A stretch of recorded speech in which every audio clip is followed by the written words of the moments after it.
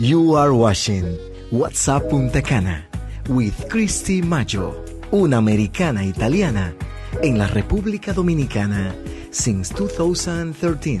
A teacher at heart, but her curiosity has sparked new opportunities. Director, businesswoman, humanitarian, talk show host. La curiosa directora has decided to become the student. Go behind the scenes to get a closer look at what this country is all about. And Cher is here with you. So, if you love everything Dominicana, stay tuned. This is What's Up Punta Cana with Christy Maggio. Welcome to What's Up Punta Cana with Christy Maggio. I am here today with Jaya Jankert. Welcome to the show. How are you? Thank you. I'm fine. I'm very good. And you? I'm wonderful. Thank you. So, Jaya, you are a fashion consultant, wardrobe stylist, but you go beyond that. You're not just a personal shopper. You help people, women, but also men. Can you tell us about that? Tell us what you do, because it's a bit different than what other people do. Yeah, for me, it's all about bringing out the person inside, the personality. Mm-hmm. Since we are all unique persons, and I mean, there's only one of you, there's only one of me, and I try to bring out the person they are today and where they're heading. So I make also, in terms of the wardrobe, because I help them to clean out like the clothing which shouldn't belong there anymore, and which could be, you know, attached to energy. It could be if you had kids and then your body shapes changes, and you have to like take that clothing away. And then kind of I talk to them about and asking question about where they are today and where they're headed. So I'm doing also visualization about the person. Probably in your wardrobe, maybe you don't use everything in your wardrobe, and I want people to really use the clothing they're having in the wardrobe, and also make them shine in what they already have. And then you have to add stuff as well. But for me, it's all about mindset as well. Yeah. Yeah, and that's really interesting, because until we had spoken about it prior to this, it never really dawned on me or made me think about how we tend to hold on to different pieces in our closet that remind us of something that maybe we don't fit into anymore, or maybe has some sort of significance in a different way. And I don't really like to use positive or negative, but at the same time, it brings us to a moment where, you know, and our feelings inside can really be changed at that moment and change our mood about us. And I find it just so interesting, because a lot of times now you see people, especially right now, that are doing coaching and mindset and how to get you from where you are to where you want to be,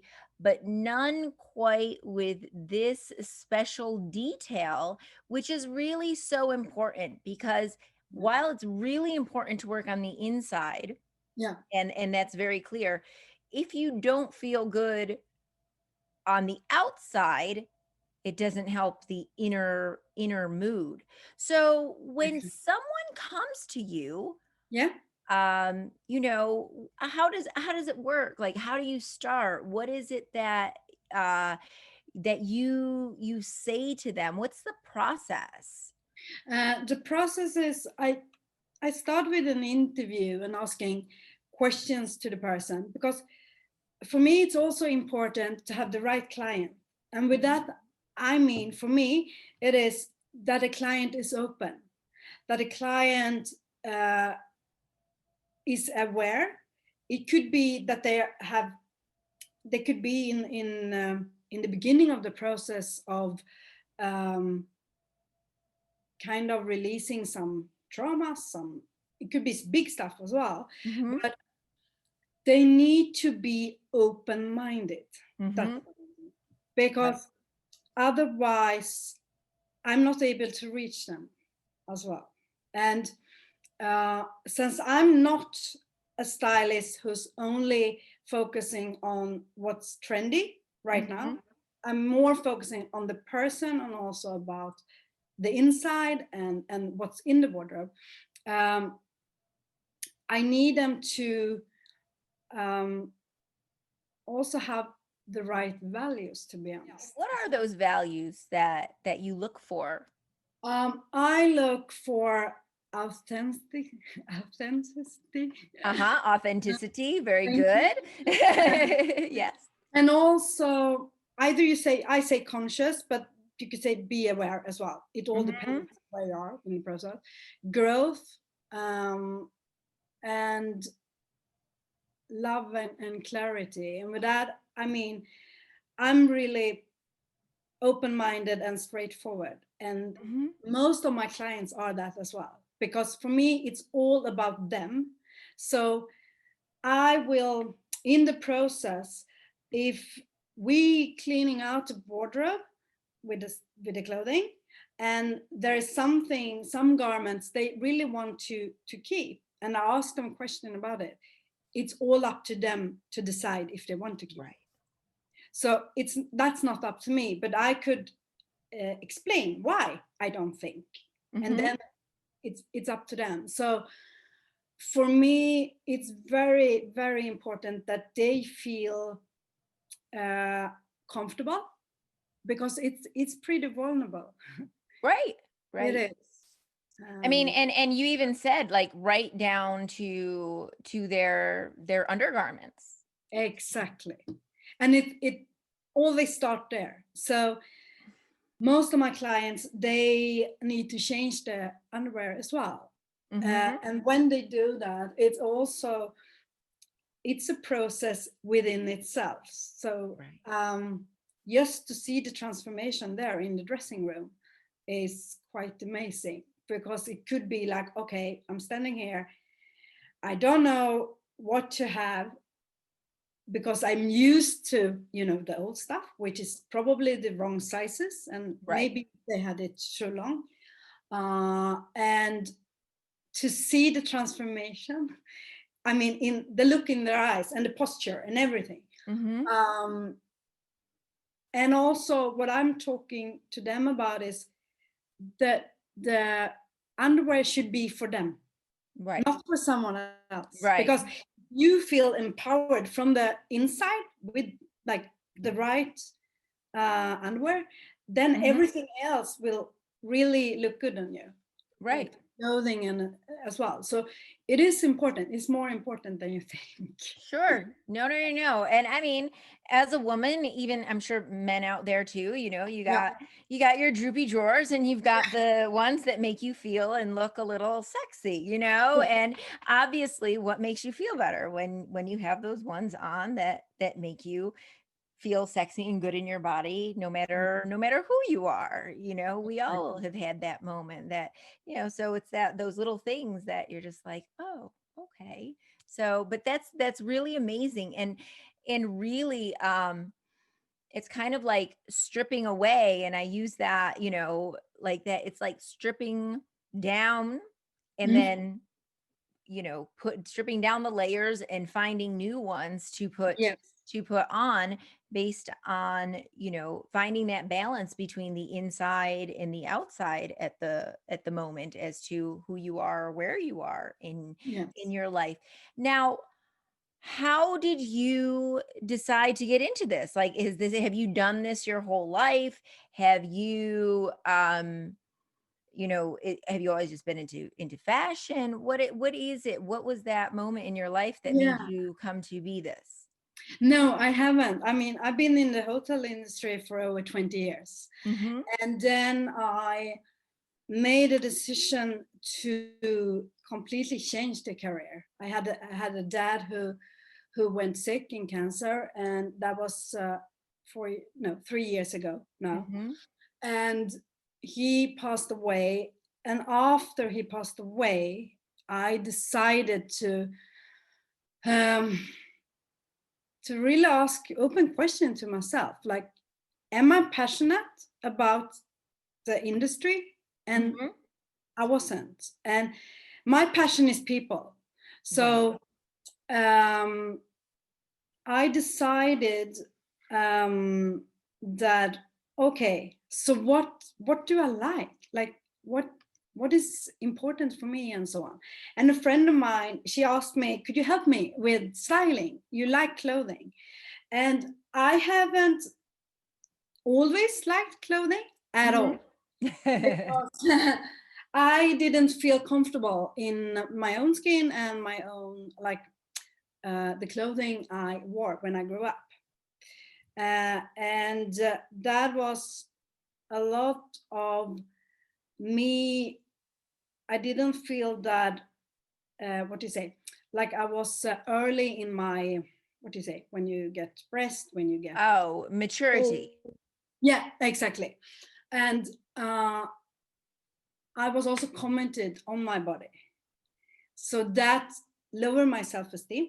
Mm-hmm. And then when I decided to change my life 6 years ago, I kind of worked on my mindset from from that day. And so when my friend asked me, could you help me please with combining clothing? I'm off for a meeting. And she said, maybe you should be a stylist. And I was like, no, no, no, no, that's not me. And then she said, but you could go from where you are. I mean, your target group, and also um, do it your way. So I studied to that. And then I started my company 2 years ago, but I needed more experience. So I started to work in a fashion store. Mm-hmm.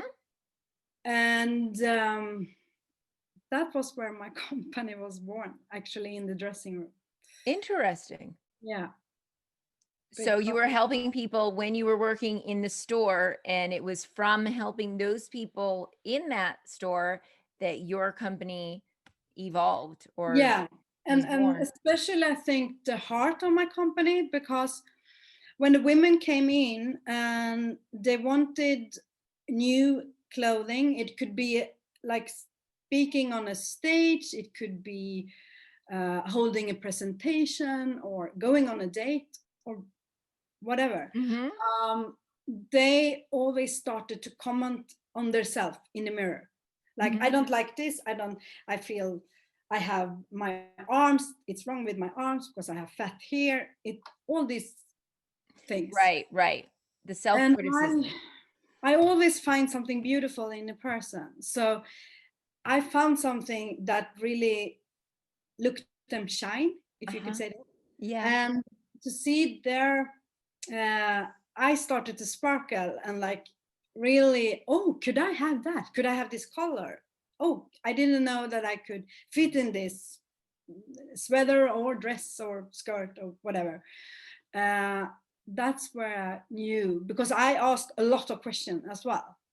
Right, right. So somehow helping a person with clothing is so much more. For me, it's so much more than just making them having, the latest trends or whatever. Mm-hmm. It's so much more, because the empowerment which actually took place was, the things they said afterwards was really, yeah, something that I still, like, brings with me every day. Wow. Yeah. I know that a lot of times, especially for young people, I know I grew up as, a heavy girl. Mm, made fun of quite a bit, mm, as you grow up, you don't feel good, you don't look good. There's the mm. criticism and all of that. And you said that as you were growing up, you as well had faced some of that, the critiques, the things that kind of a lot of times, you know, children and teens are facing today. And so can you tell me a little bit about that experience, your feelings, and how that kind of shaped into um having you change that mindset today? Yeah, actually, and this is part of my story, but it's my, what do you say, like, fashion role model is actually my grandmother. Mm-hmm. He really loved trends and Mm-hmm. clothing, and I'm actually wearing her skirt today, right now. But she also was really focused on weight, Mm-hmm. so she was the one who commented on my body, and even if the intention was good, that made me feel I wasn't good enough. Right. And for me, I found her skirts a couple of years ago on my Mm-hmm. mom's attic. So I think when I grew up, I didn't think that much about mindset because I was too young at the time. But when I started to really change everything, it was actually when I got divorced and started to change my behavior and take responsibility for the person I was back then, but also the person I wanted to become. Mm-hmm. So it's been one step at a time. Right. And like we say, it's all about the inside, everything. And that is my opinion. But I think if we, and what I've been doing for all these years, it's been kind of, what is it, like peeling one layer at a Yeah. time. Yeah. And this year for me has been really taking care of taking care, what do you say, like um, releasing and dig deep in some of my traumas and stuff like that.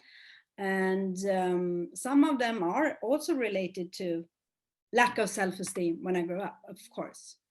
But so I don't know if that is an answer of your question, but No, it is because I do think that even I think that children today, teens today, especially with even adults today as well, especially with social media, yeah, with you can now alter your image, people mm, not really realizing how much airbrushing and Photoshop are really into those things, that they tend to have a false sense of what is reality, what yeah, is real and what isn't.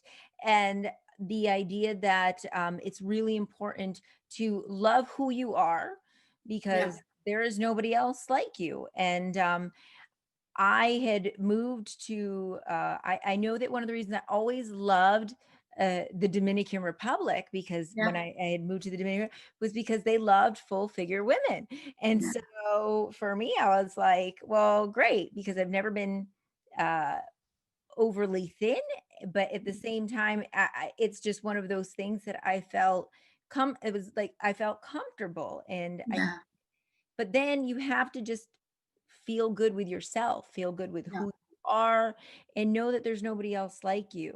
And so what would you say to a young person today, or anyone that comes up to you and says, um, ah, they have low self-esteem, or they're struggling with their body image? Yeah. Um, what would what I advice could would you give? actually, I could give an example of my kids and Mhm, my, because I'm very much into conscious parenting, mhm. because the reason I needed to break patterns 6 years ago, it is because I don't want them to have all of my uh, kind of stuff. Right. So um, they are the reason that I always say good things in the mirror for them to see that it's just a body. Right. Yeah. Right. And to feel we have talked about that. So I think for me, it starts early to really talk about it, and also encourage each other that we look good as we are. I also, if someone would ask me something, I would only kind of advise from my perspective and my point of view, which is I never use filter on my Instagram, for example.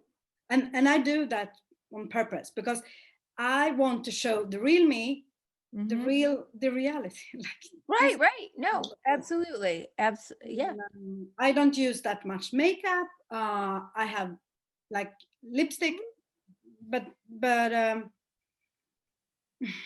to somehow, because I talked with the kids about if they say something about someone being fat, for example, and that is okay. So what is that exactly? Right.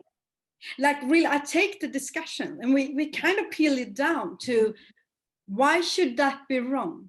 You you live in Sweden right now. Yes, Yes.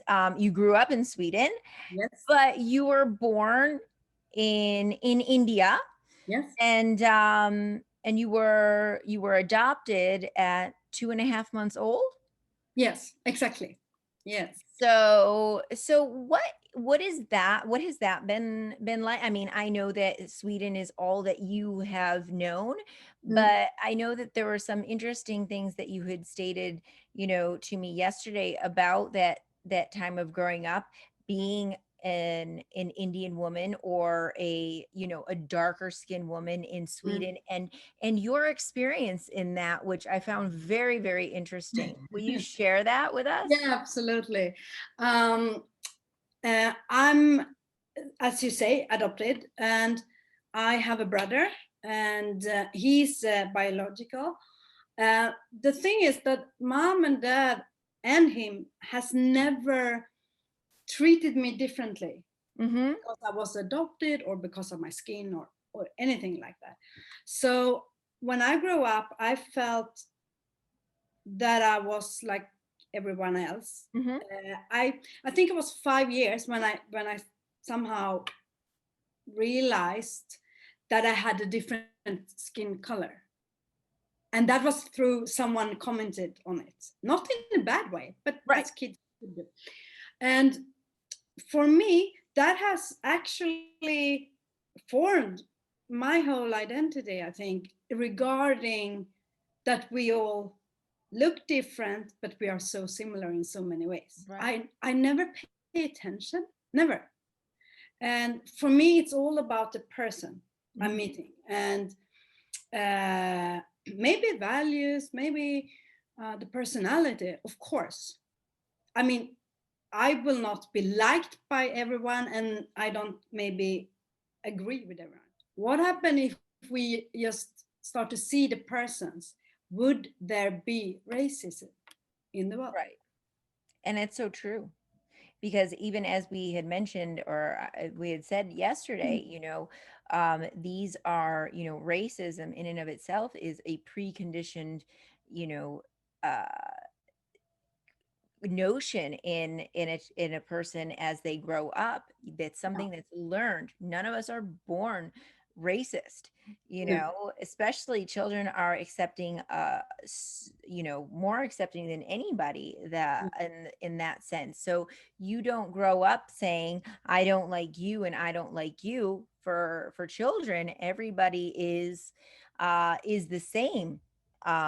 They may not like them because they won't share their toy or something like that, but it has Yes. nothing to do with their skin color necessarily. And so therefore, the really important thing that you said is imagine if we could just stop and listen and have that conversation without taking into account their physical appearance, but who they are on the inside, instead of on the outside, because we are um, we are taught hatred. We are taught racism. It is not something that we are born with. And No. it's one of those things that I always, whenever this conversation comes up, I always love to go back to like the story of Huck Finn by Mark Twain. And when the families, those two families were feuding, and the one little boy says to Huck, and Huck says, "Well, why are you feuding?" And the little boy's like, "I don't know. They just been, my dad doesn't like him, and my grandpa didn't like him, my great grandpa didn't like him," or something to that. And so, but then all those generations after, they don't even know why they're feuding, yet they're killing each other.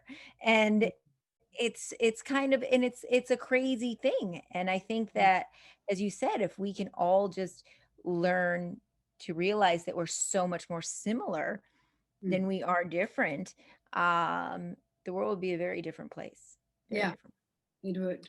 And there would be more love and acceptance. Mm-hmm. And I really, really think and feel that love is the only way which will heal this world. Mm-hmm. And it starts with yourself. Absolutely. It does. Absolutely. Michael So, Jackson had it right when he said, "Man in the mirror." You know, we're starting with a man in yeah. the mirror. Like, now I want to go to what happened 6 years ago. Yeah. I think that this is a whole other, we're hitting all these different dynamics Yeah. here. So like, I love it. That's life. But yes, and it is life. It is Yeah. life. And one challenge uh ends up bringing you the next great thing. So what happened 6 years ago that kind of made you shift and change to the woman that you are today? It started with um, I was just, let me see, I had my two kids, but I wasn't happy. Mhm. It has nothing to do with them, I would just add that, but everything to do with my inside. And I felt that I was living in some kind of darkness and in a box, and also that I felt I was surrounding myself with a lot of negativity, and I projected a lot. My anger, fear. Uh, I was kind of had turned into a person I never thought I would be. And Mhm. I'm a really positive attitude person, kind of person, an Mhm. optimist, but not at that time. So suddenly I just felt that I need a change. I can't continue live my life like this. And I wasn't happy in my marriage as well. And the thing is also that everything actually had to do with myself. So it's And so so what was that discovery that you made about yourself? I was angry all the time. And I'm not an angry person. I mean, of Mhm. course I could be angry. That's something else. But I wasn't living in love or light or anything.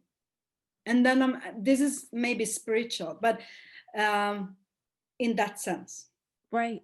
at all. So I decided that I wanted a divorce, and at the same time I just made that decision. I also made a decision to myself to actually break my patterns, take responsible for my behavior, and really dig deep. I had a mantra from that time, like one step at a time, because I didn't know where to live with my kids. I didn't know. I needed to go to the bank. There was so much practical stuff, Uh-huh. but somewhere there, I asked for help. Like, okay, I asked my colleagues, how do I make, like, in buying an apartment? Like, I asked people. Right. So, and that is something which has helped me all the way these 6 years. There's always been people helping me in different ways, like different perspective Mhm. with things. because I think I'm really open-minded, asking questions. Mm-hmm. That's very important. I don't feel that there's no pride in that. Could you say that? Right. There's no problem, but I don't think that it's a sign. It's definitely, I think a lot of people don't ask questions or even ask for help because they feel like it's a sign of weakness. Oh, yeah. And so in that sense, I think I agree with you 100% that asking for help, it shows a sign of strength, I Yeah, think. I think so too. So, and I just did it instantly, and then one step at a time. Of course, we're still living in my first home by heart, or whatever you say. But Mhm. and it's not big, but it's so much good energy in here and Right. so much love, and that has been like my mantra all the way, like one step at a time. And I started to really peel, because it's also what I think is, you always get as much as you could tolerate. Mhm. If you're standing there with kids or without kids, and having been divorced, and you don't know, okay, where to start, um, you just want to feel good again, like in Right. yourself. Just for me, it's one step at a time, because the rest of the house and everything will come. Right. So what was the first memory that you had after that that you can say that you found that yourself starting to feel good again? uh, it was a feeling of freedom when I got this home. I knew that was the beginning of so much more, Mhm. not just a home. And so I think that was the first big step. Mhm. And after that, breaking patterns, being alone at home, like not having anxiety of, I always been kind of a person who escapes a lot, Mhm. run away, and because I have never dared to really stand in my own uh, what do you say, kind of feelings, when I'm not like faced my feelings, Uh-huh. faced Yes, in, you avoid them. yeah. I am a very emotional person, so it's not that, but just really Mhm. face them. So I started to be at home when I didn't want to be at home, and like, okay, I have anxiety, I go around. I had, at that time I had television time, and I went around here, but I didn't call someone and kind of, oh, would you like to do something? I Right. stayed at home. And then that passed away, like it, that feelings kind of, yeah, disappeared. So all these things, these small steps, it was also getting my car and driving with my kids, like what do you say in, that is 500 kilometers then, um, south in Sweden. They were Uh-huh. so, I mean, they were only 2 years and 4 years at the time, just to also break my pattern of being scared of driving long with two kids. Mhm. So I done a lot of these small things, which has led up to where I am today, because So that's what I, you kind of faced your fears head yeah, on. yeah, If you didn't like to stay at home and you were always trying to go and avoid, you said, all right, no, I'm going to stay home and I'm going to feel these feelings. And I don't like to drive long distances, but I'm going to do it. So yeah, basically one of the ways that you kind of brought yourself to where you are today is by taking those moments of discomfort yeah, that you felt uncomfortable in your own skin and you just said, I'm going to do it because that was your way of breaking free of those limitations that you had. yes, yeah. So that's incredible. That's incredible. It's a And really good. also my previous life a little Right. bit. Yeah, Yeah. And I think that is those are really good lessons for people who are finding themselves struggling in those things, you know, one way to overcome those moments, to get past, Yes. is very much so is just facing them head on. Yeah. And what, but like you said, step by step, don't go facing Yeah. them head on all at the same time, because No. you probably get into a collision on that one. Yes. And also, I think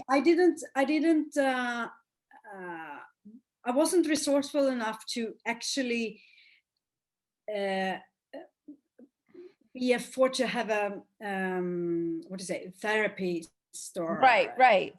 So I knew I needed to find another way, and Mhm. this was my way. Like I took. There's so many people that I one day will write down and thank them, but there are so many people who shared their stories. Like it's all Mhm. about attitude to people who have gone to I don't know if you say that in English, but a kind of therapy form. And I was like, oh, Yeah. I like that, and I tried that, and then I did it. So I taking a Right. lot of good stuff from people, like Yes. really, yeah, their best Yeah.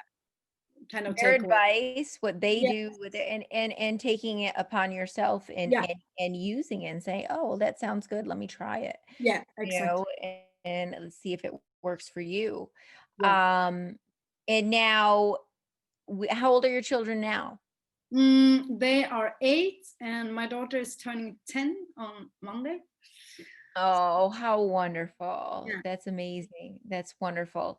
Um, so after all of this, you then decided that you were going to start your own business and try and kind of, as you said yesterday, pay it forward. You know, yeah. try and help others. But the greatest part about what you're doing to kind of bring it all back to where we were, where we started, Mm, is that you are also doing it through um through their wardrobe, through their yeah. closet. And I think that is a really important detail, because we can work on the inside, but it's Mm, also helpful, uh, to work on feeling good on the outside yes. as well. Because a lot of times people say, it's not what's on the outside, what's on the inside. But they both kind of go hand in hand, like I'll be sitting here, and everything right now is zoom, and online and everything. And sometimes my mother or sister would be like, "Oh, where are you going? What are you doing today?" And I'm just like, well, I, there's no way to make yourself at least initially start with a better feeling than to look your best in the morning, whether you're going somewhere or not. Mm, So yeah, but I think that's really important, and it I is. think that what you do to try and dig deeper into how people are feeling inside, Yes. um, like I said before, it's a key component that a lot of people don't really think about, Mm, um, as to subconsciously holding them back in certain ways, mm, or constantly reminding them of maybe not so good memories from their past, mm, or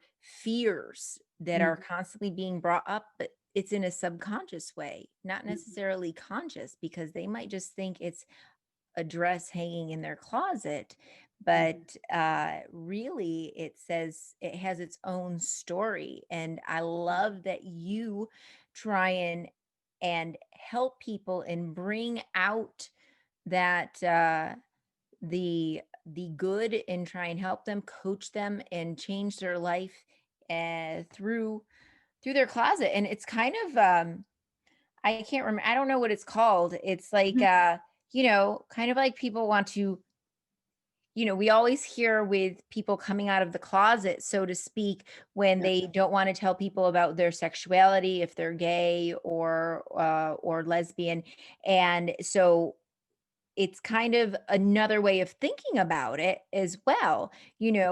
coming out of the closet in the sense of you don't want to kind of open that up again for even just past fears or ideas that you might have in your mind that you feel like you're kind of pushing away or keeping closed in so that you don't have to face them. And I mean, it's really incredible, and it's something that I haven't seen yet since. And there's a lot of stuff going on out there right now. So I think that what you're doing is absolutely spectacular and wonderful, and for people to do, because it's necessary. It It really is is. necessary. And I also think like I dress up almost every day at home, even if I work a lot from home now. It's it's a shifting in a mindset. Mm-hmm. I mean, It's true. I get so much more empowered and energy myself. And I mean, when I have Zoom meetings or do online styling,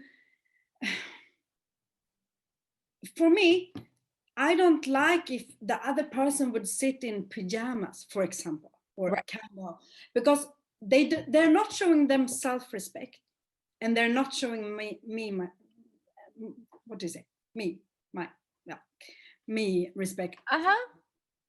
because the only thing we are short of is time. Right. And if someone is not paying attention to themselves, why should I be working with them? Right. I'm pretty, but it's important to think that even if you're home working, you have to show up as if you are out, Right. the person, like in real life. Mm-hmm. If now I'm talking business, Right. I know a lot of people are working from home in their kind of yoga clothes, and it could be comfortable, but still look good. Right. Oh, sure. You can have those yoga pants on the bottom, but nothing with a nice top on top. You know, like, Yeah. nobody really knows what we have on the bottom right now, do they? That is actually also something, but because yes, you can, but to have the whole empowerment, No, you're right. yeah, then I would suggest that because I have these discussions like, quite a lot. But Now tell me a little bit about your spirituality, because you talked about that briefly and we talked about it a little bit yesterday. And how does that come into play for you? I know I'm everyone believes little things differently. I'm a believer in God. I have great faith, and that is what's gotten me through this time period. And I'm very fortunate, I think, that I have that great faith, because I have not allowed my fears to really get the best of me, yeah. because I've maintained that every experience is a learning experience, no matter what the challenge is. How does that play into what you do, and how do you use that when you are coaching someone? First of all, I believe in something higher than myself. Mhm. um, and I always talk about universe. And for me, I kind of open up for my spirituality. What is it now? 1.5 years ago, something like that, Uh-huh. or 1 year ago. Like really, I always had, of course, my intuition, Mm-hmm. but I haven't paid attention all the time to it. Right. For me, it's also open up for my what do you say, inner, and like listen to my heart Uh-huh. and my intuition. My intuition is guiding me every day now. Right. But that has kind of been really what do you say, transformational journey this year. And I now feel energy. I feel energy from my dad, like since he died, every day. He's with me every day, and energy doesn't die. So Right. that's like it's nothing I strange. agree with that. I Yeah. do. And for me, when I have my clients, there is a lot of energy going around, because it's energy in the clothing, it's energy from the client, it's energy from me as well. And when I ask a lot of questions, there, how could I say this? Almost every time the client open up a lot, and that is something which has always been the case, I think, when I meet people since I was a kid, to be honest. But what I could see is that something is shifting, and then I know, I mean, if I meet a client 3 times, for example, between the first and the second, there will be a shift. It could be a shift that they are in their own businesses, evolving, like how they write on social media, how they interact. I could see that, Right. and they are doing the transformation and the job, of course. But I know that I have, I don't know, my superpower, I think, is to be present and to really be okay. I talked with my virtual assistant about this today. She said, you're very this English. Empathetic. Thank you. Exactly. No worries. And yeah, and I think that is also because I really, really love people. I do. Right. And you truly care. You truly want to know how they feel. You Yes. truly want to help them.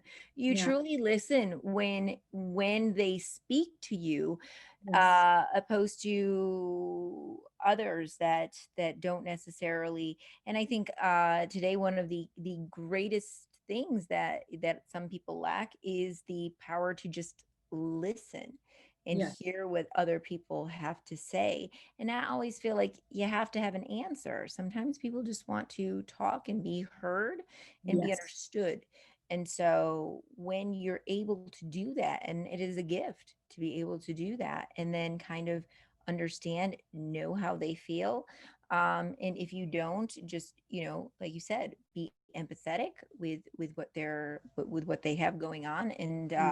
And that's something that's really, really important. And people know when you're being true, when you're sincere about it, and when you're just, saying, oh yeah, I'm so sorry, for the sake of just saying something. Yeah. And Right. and that is also because to be able to be that present that I am today, before I was in my head, like my energy was really high, and I wasn't as grounded as I am today, which made me not be as present as I am today. Mm-hmm. Are you following what Right. I'm? Yeah, Yeah. So absolutely. so when I open up for my spirituality and also started to breathe, Breathing is very important.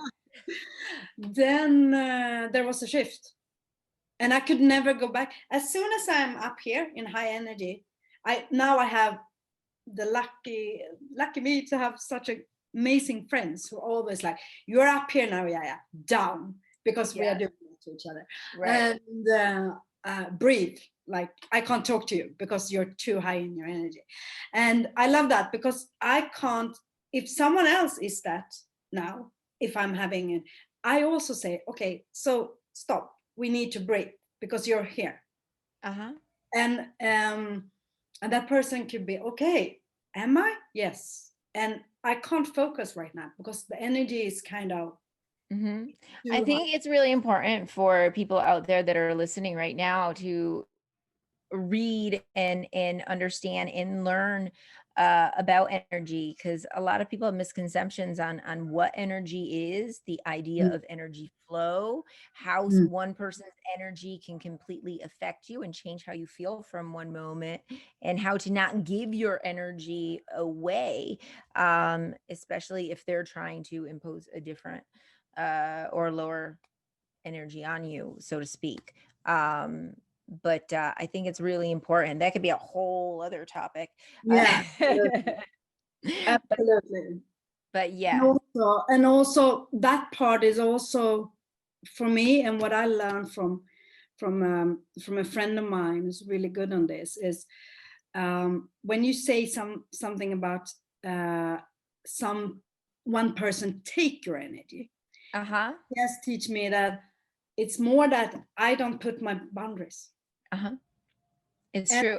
That is true, because I started to do that now, and kind of really stop, wait, and then also give the responsible back to the person. Right. Absolutely. Do that from a state of love, Oh yeah. Because a lot of times you're like, oh, they shift the blame on somebody else, but you're absolutely right. Like, they can't take my energy unless I allow them to do it. But I also love, there's nothing like going somewhere and knowing that someone's in a certain, lower state, or I don't like to use negative, but they always but lower have is that, good. lower state of energy. And I love like pulling on that with like the higher state of energy, and watching their mood completely change and bringing them to me. There's nothing like it. Like, that is the best feeling in the whole wide world. But isn't it because you have a fantastic energy? So I think, isn't it just you showing up as you? It is, but sometimes I go in. Sometimes I go in just to see if if I can pull Yeah. it, and because sometimes you'll get into a tug of war, and and so who's going to take whose? Usually I prevail on that one, but Yeah. it's so interesting to watch it and to see it happen, and it's so great to see somebody's complete mood change into Yes. being like, they come into your office like with this, Eeyore like feeling, and they leave like as if they're, on top of cloud nine. They're like Tigger when they go out, so Yeah, I see the vision. there's my visual. Yeah. So anyways, but I want to thank you so much for spending this time with me. We are here, we're talking to Jaya Jankert, and she is a personal stylist, also personal coach, combined into one. And how can people get a hold of you if they want to learn more or have a consultation with you? I have first my website, which is www.jayajankert.se for Sweden, and on Instagram it's also my name, Jaya Jankert. LinkedIn as well, my name, of Yes. course, and Facebook also, Wonderful. my name. So yeah, that's the best way. And thank you for inviting me. Thank you Really, so really much. Yeah. I want to wish you a wonderful, wonderful rest of your day. And thank you so much for being here with us. Thank Take you. care. Thank you, Christy. I want to thank everyone for tuning into tonight's episode of What's Up Punta Cana. I am Christy Maggio. I hope everyone has a wonderful week. Remember, you can hear Punta Cana Hits Radio 24 hours a day from anywhere in the world on www.puntacanahits.com, or locally in Punta Cana, Dominican Republic on FM 89.9. So have a great week, everyone. Be back next Friday at 8 p.m. Atlantic Standard Time, always with a repeat on Sunday at 8 p.m. And have a good one. Good night.